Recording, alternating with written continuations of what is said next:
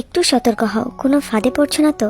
Hello armies, আমরা সবাই জানি বিটিএস এর আপকামিং 21 মার্চের কনসার্ট দেখার জন্য সকল আর্মিরা অধীর আগ্রহে নিয়ে অপেক্ষা করছো। কেউ কেউ নেটফ্লিক্সে সাবস্ক্রিপশনও কিনেছো, আবার অনেকেই বিভিন্ন থার্ড পার্টি লিঙ্ক খুঁজছো এবং বিভিন্ন অ্যাপ খুঁজছো বিটিএস এর লাইভটা দেখার জন্য। তো এই ভিডিওটা তোমাদের জন্য। যদি আমি আমার কথা বলি যে যদি আমি কনসার্ট দেখার সুযোগ নাও পাই, তবুও কখনো কোনো অচেনা প্ল্যাটফর্মে গিয়ে কনসার্ট দেখবো না, কারণ এখানে একটা প্রাইভেসি রিস্ক থাকে। অনেকেই না বুঝে ঢুকলে নিজের মোবাইলের সকল ইনফরমেশন তাদের কাছে চলে যেতে পারে, আর এটা খুবই বিপজ্জনক।